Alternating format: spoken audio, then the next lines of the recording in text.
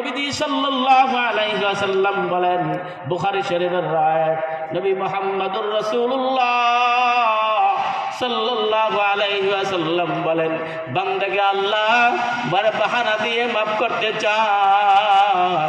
এত আদর করে বান্দাকে বানাইলেন। ও বান্দা, আল্লাহ মাথার থেকে গলা থেকে উপরের অংশ আল্লাহ নিজ হাতে বানাইছেন। আল্লাহ বলেন যে আমার বান্দাকে মাফ করে দিব। আমি আমার বান্দাকে জান্নাত দেওয়ার জন্য বান্দাকে বানাইছি, বান্দা জাহান্নাম দেওয়ার জন্য বানাই নাই। আয় তুই আমার রহমতের দিকে আয়, তুই জাহান্নামের দিকে দৌড়াস না। এই জন্য মুহাম্মদুর রাসূলুল্লাহ সাল্লাল্লাহু আলাইহি ওয়াসাল্লাম বলেন, হে বান্দা, হে আমার উম্মত, তুমি কি করো তুমি ভেবে চিন্তে করো। এই জন্য নবী মুহাম্মদুর রাসূলুল্লাহ সাল্লাল্লাহু আলাইহি ওয়াসাল্লাম বলেন, আমার উম্মত বলে যে নবীর অনুকরণ করো, আল্লাহর হুকুম পালন করো নবীর অনুকরণে, তাহলে তুমি জান্নাতের মেহমান হয়ে যাবা। এই জন্য আমরা জান্নাতে দেখতে রাজি থাকি না। এই জন্য এখানে আমরা আসছি। আমি একটা হাদিস পড়ছি, হাদিসের তর্জমা করে শেষ করব। আমার ভাই বলছে 10 মিনিট 15 মিনিট কথা বলেন, এখানে বলা তো আমার উচিত না। বাইরের থেকে যারা মেহমান আসবে তারাই কথা বলবে, কি কান আমরা শুনতে আসছি। তার বড় ভাই বলছে সেই অনুরোধে তুই একটি কথা আমি বলবো। ভাই, নবী মুহাম্মদুর রাসূলুল্লাহ সাল্লাল্লাহু আলাইহি ওয়াসাল্লাম বলেন, সালাসাতুল লা ইউকাল্লিমুহুমুল্লাহু ইয়াওমাল কিয়ামাহ, বলে 3 ব্যক্তির সাথে আল্লাহ তাআলা কথা বলবেন না। ওয়ালা ইয়ানজুরু ইলাইহিম, তাদের দিকে তাকাবেন না। ওয়ালা ইউযাক্কিহিম, তাদের পবিত্র করবেন না। কিয়ামতের মাঠে আল্লাহ তাআলা 3 ব্যক্তির সাথে কথাও বলবেন না, তাদের দিকে তাকাবেনও না, তাদেরকে এরকম পবিত্র করবেন না। কিয়ামতের মাঠে সেই দিন আল্লাহর রহমত ছাড়া বান্দার পাশে আর কিছু থাকবে না। দুনিয়ায় মুসিবতে পড়লে মানুষ আসে, আত্মীয় স্বজন আসে, যার টাকা পয়সা আছে সে আসে, কিন্তু কিয়ামতের মাঠে সেই সময় আল্লাহর রহমত ছাড়া আর কোনো উপায় থাকবে না। এই সময় আল্লাহ রাব্বুল আলামিন 3 ব্যক্তির সাথে কথা বলবেন না, তাদেরকে তাকাবেন না, তাদেরকে পবিত্র করবেন না। ক্বালা আবু যর রাদিয়াল্লাহু আনহু বলে যে খাবু ওয়া খাসিরু, তারা ক্ষতিগ্রস্ত, তারা ধ্বংস। মানহুম ইয়া রাসূলুল্লাহ, ইয়া রাসূলুল্লাহ বলেন তারা কারা, তারা কারা? ক্বালা রাসূলুল্লাহ সাল্লাল্লাহু আলাইহি ওয়াসাল্লাম, রাসূলুল্লাহ সাল্লাল্লাহু আলাইহি ওয়াসাল্লাম বলেন, 1 নম্বর লোক হলো এই সমস্ত লোক আল মুসবিলু, বলে যারা টাকটুর নিচে কাপড় ঝুলাইয়া পড়ে।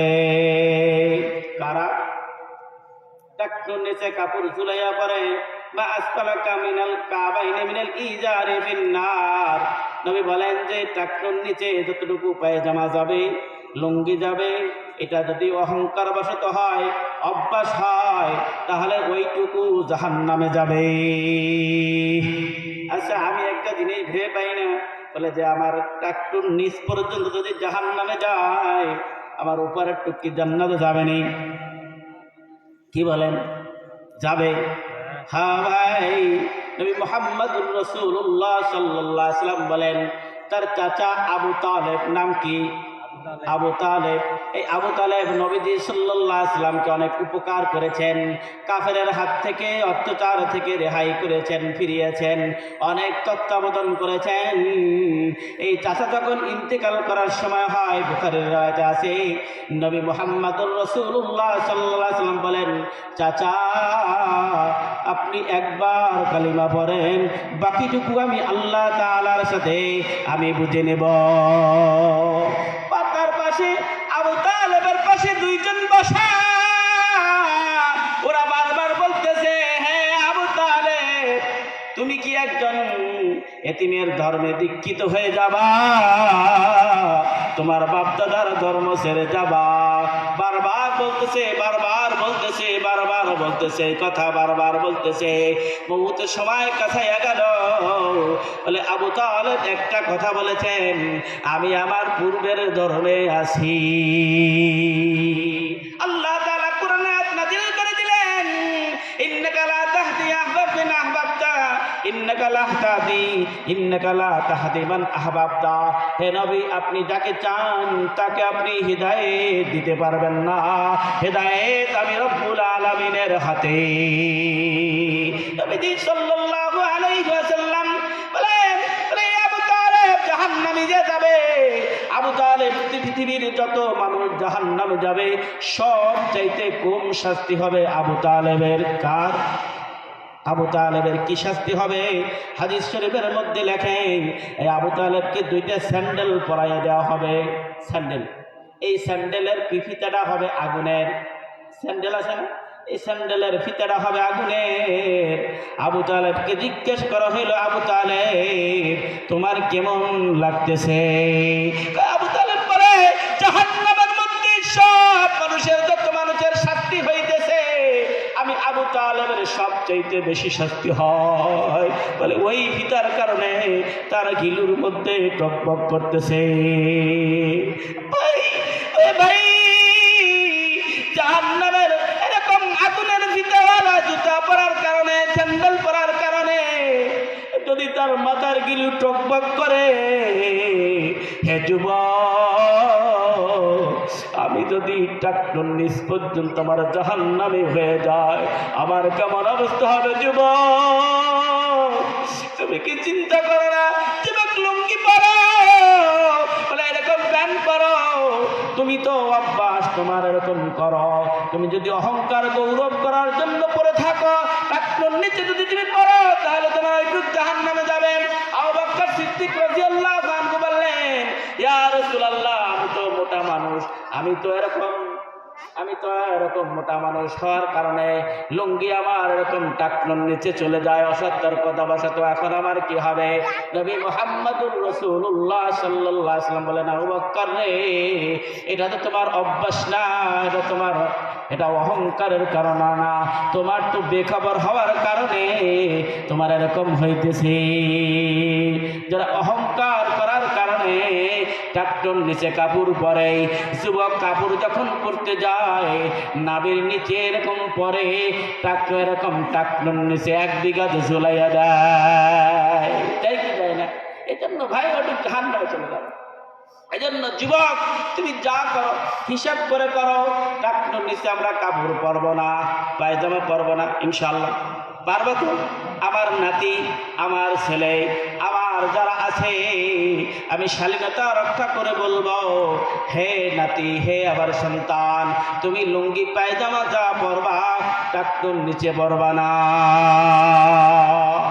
পারবো ইনশাআল্লাহ।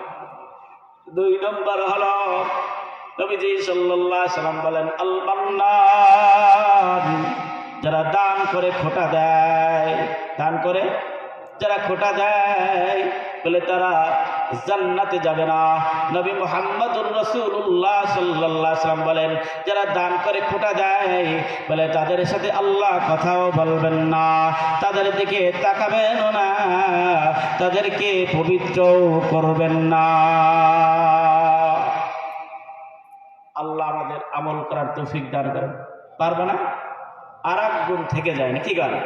আর এক ব্যক্তি হলো আল মুনফিকু সালাতাহু বিল হালফিল কাযিবি। নবী মুহাম্মদুর রাসূলুল্লাহ সাল্লাল্লাহু আলাইহি ওয়াসাল্লাম বলেন, তৃতীয় ব্যক্তি হলো ওই ব্যক্তি যে সামানা বিক্রি করতে গিয়ে মিথ্যা কসম করে। দোকানদার আছেন, ব্যবসায়ী কয়, আল্লাহর কসম আমার এই জিনিসটা এত টাকা কেনা, আসলে অত টাকায় কেনা না, 100 টাকাটা মাল কিনেছে, ও কসম দিয়ে কইল, হ্যাঁ হুজুর আমার এটা 150 টাকায় কেনা, এখন আমি কিনতে গেছি, এখন তোমার বিশ্বাস হয়ে গেল। বেচারা কসম করে বলল, আসলে তো মিথ্যা কথা বলে নাই, আমাকে বিশ্বাস করানোর জন্য মিথ্যা কথা বলল, আসলে সে মিথ্যা কথা বলেছে। কিনছে 100 টাকা, বললো 150 টাকা কিনছি, নিশ্চয়ই কয় ভাই 150 টাকা যখন কিনছেন হয়তো কিনা দাম আমাকে দিয়ে দেন না, 10 টাকা 20 টাকা লাভ করেন, ঠিক না? মিথ্যা কসম করে, যদিও পণ্যটা বেশি চলে কিন্তু আল্লাহর রহমত থাকে না, বরকত মিটে যায়। বরকত কি যায়? মিটে যায়। এই জন্য হক পয়সার জোর বেশি, হক কথার দাম বেশি, হক খানার দাম বেশি। হক খানা রুহানিয়াত পয়দা করে, হক খানা রুহানিয়াত পয়দা করে। এই জন্য মিথ্যা কসম টসম থেকে আমরা বিরত থাকবো তো ইনশাআল্লাহ। তিনটে কথা বললাম। একটা কথা হলো টাকটুর নিচে কাপড় পরবো না। দ্বিতীয় কথা হলো আমি কি করবো না, এরকম দান করে খোঁটা দিব না। তৃতীয় কথা হলো আমি অনর্থক মিথ্যা কসম করে আমি আমার পণ্য বিক্রি করব না। পারবো তো ইনশাআল্লাহ।